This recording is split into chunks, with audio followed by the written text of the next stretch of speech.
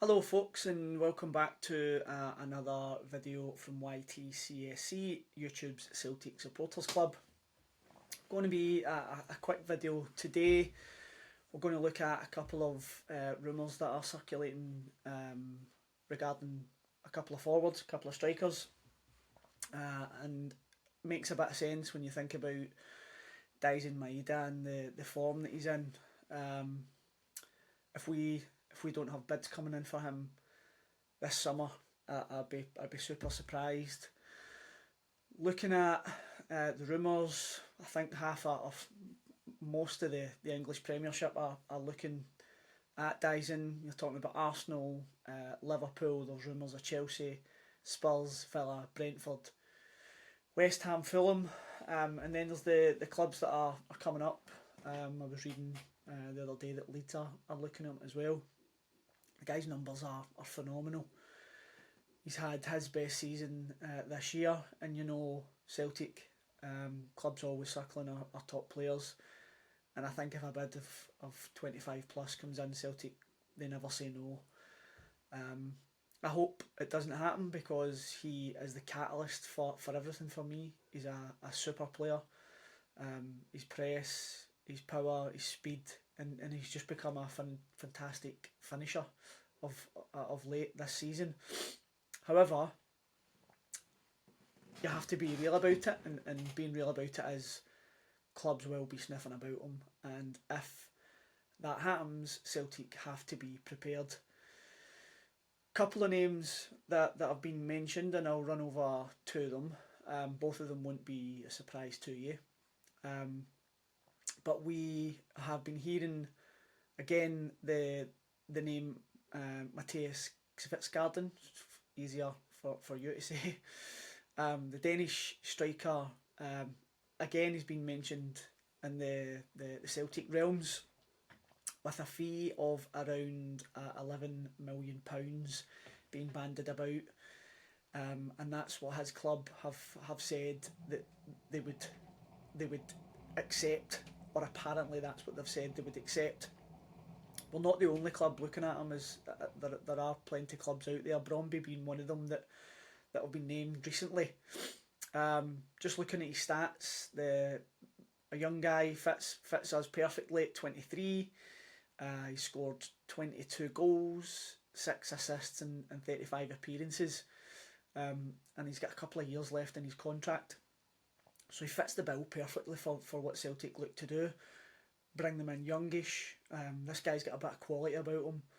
We all know that, and I think most Celtic fans would like to see him in. I think we balked at the price last time. There's a transfer journalist, Erkin Konur. He's been reporting Celtic are showing a bit of interest again, but they will need to come up with an £11 million fee. The question I think we need to ask ourselves, is that too rich for Celtic? I think we've seen two players come in for big money, and Engels and Ida, both questionable as to have they worked as well as we thought spending this kind of money would. For me, I like both of them.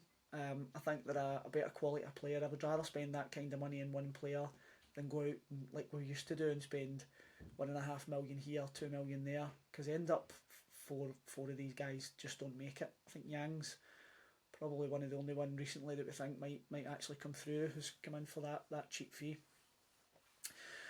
So have Celtic been put off by the fees for Engels and Ida? I don't know.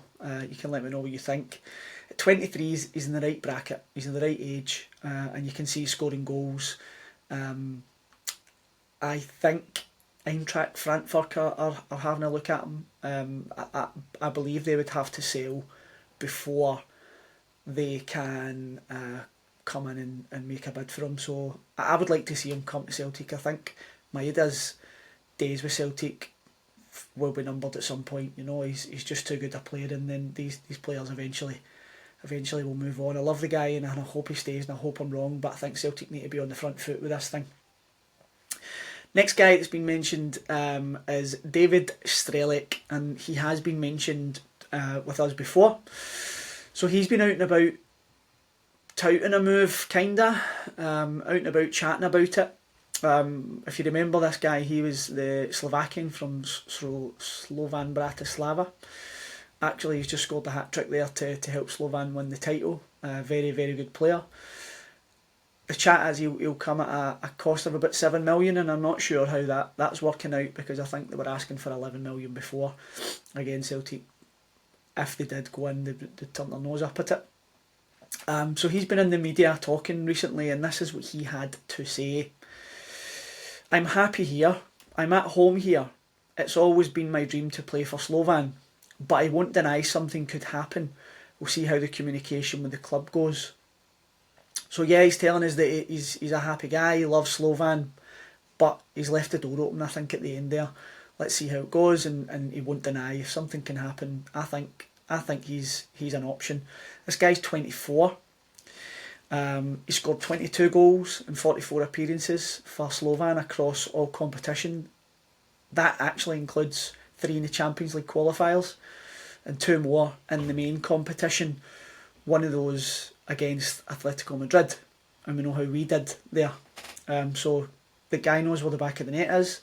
Both of these boys know where the back of the net is, and that to me is a big thing. Do we want Dyson to go? Absolutely not. But if we are realists, like I said at the start, then at some point Dyson Maeda, if he continues that rich vein of form, at some point he will go for big money. And these English clubs that have all the money tend to come in and sweep these players up. I'd like to see if Celtic player goes, I'd like to see it work out. You look at Matt O'Reilly, went down there, and I know he got an injury straight away, but he was out the team for an awful long time. I think if we want this conveyor belt to continue to happen, for Celtic to continue to make this kind of money, the players that go down have to make a real impact, and that's not always been the case. I think from the last load of players, we've not seen that. You know, Big Eddie didn't really work out. Crystal Palace was in and out, but Big Ayer again, Big Ayer in and out of the team. Not making great shakes, but I think I would love to see a Celtic player go down. I think Matt O'Reilly's starting to turn it on a wee bit now. He's playing a wee bit more football, which is great. He's a great player, and I think he'll come good down there. But if Maeda goes, I think he has to choose the right club. Think about his style of playing and his strengths.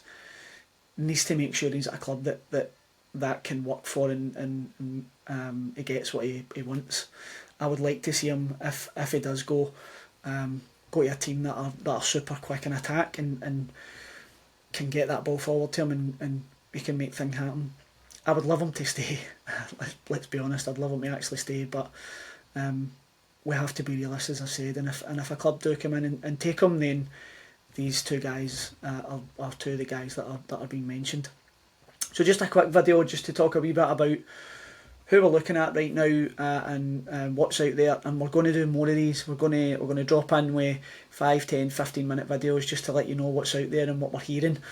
If you can leave a wee comment, let us know what you think of these two, we can have a wee chat on there, okay? Thank you.